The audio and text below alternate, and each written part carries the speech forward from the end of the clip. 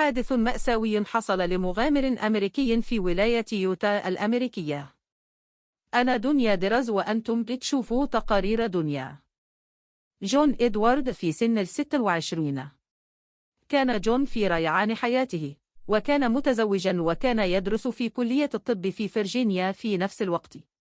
عاد جون إلى يوتا مع زوجته إيميلي وابنته البالغة من العمر 13 شهرا لقضاء عطلة عيد الشكر ولمشاركة الأخبار السارة عن توقع طفل آخر في يونيو المقبل. لقد أمضى بضع سنوات منذ إن لم يذهب جون في أي رحلة استكشافية في الكهوف. لذلك قرر الذهاب في رحلة استكشافية إلى كهف نوتيا بوتي. كانت الساعة حوالي 8 مساء يوم 8 نوفمبر 24 عندما دخل جون جونز وشقيقه الأصغر جوش جونز مع 9 من أصدقائهم وأفراد أسرتهم إلى كهف نوتي بوتي، وقرروا استكشاف الكهف كوسيلة للتواصل مع كل منهما لسوء الحظ لما تسري الأمور حسب الخطة.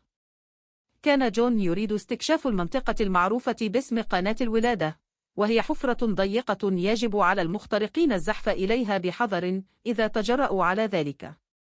وصل إلى ما افترض أنه قناة الولادة وتسلل إلى رأس الممر الضيق أولا، مستخدما وركيه ومعدته وأصابعه لدفع نفسه إلى الأمام.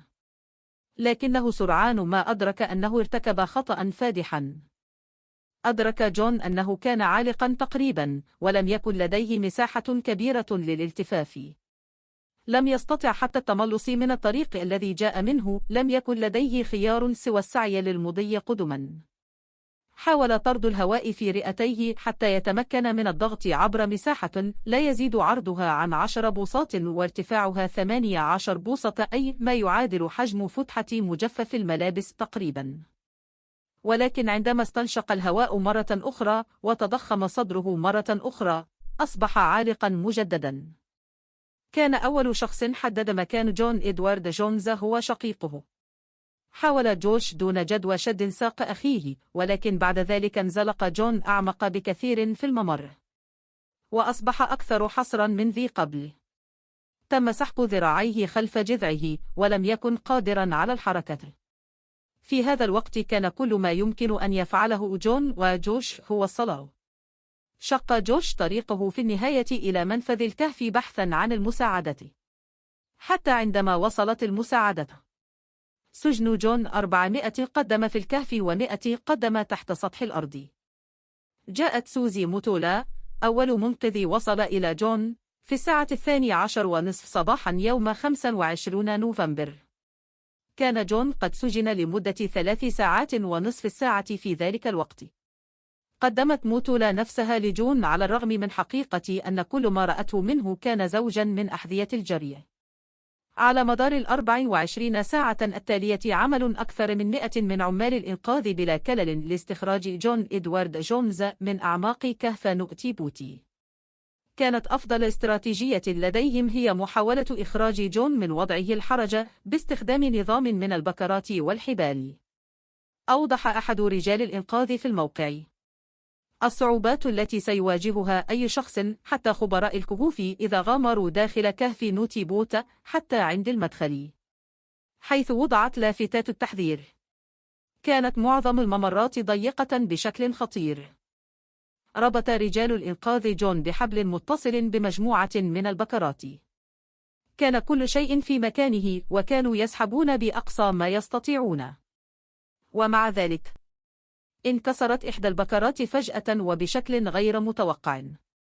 يعتقد رجال الإنقاذ أن البكرة انكسرت عند نقطة تثبيتها في جدار الكهف، وهي مغطاة بالطين السائب.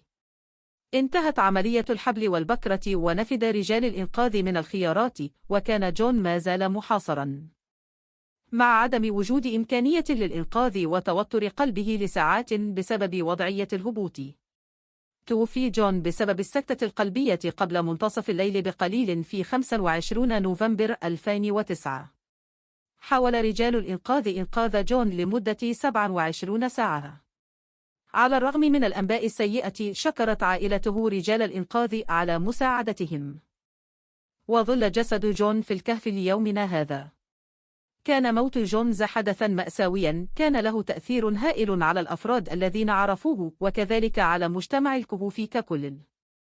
كان جون شاب ناري وجريء استمتع باستكشاف الأنفاق تحت الأرض وكان دائما مستعدا للتحدي. تم إغلاق الكهف أمام للجمهور بعد وفاة جونز وتم إغلاقها نهائيا لمنع تكرار الحوادث. لقد كان قرارا صعبا بإغلاق الكهف لأنه كان موقعا محبوبا وشعبيا لرواد الكهوف والمغامرين.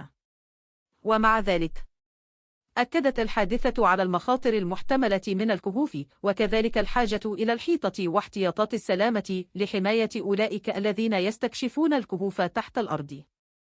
كان موت جونز بمثابة تذكير محزن بمخاطر الكهوف وأهمية توخي الحذر عند استكشاف الكهوف تحت الأرض. يجب على أولئك الذين يشاركون في هذا النوع من المغامرة أن يدركوا المخاطر وأن يكونوا مستعدين لما هو غير متوقع. والآن وصلنا إلى نهاية حلقتنا. إذا أعجبك الفيديو لا تنسى الاشتراك في القناة وضغط زر الإعجاب.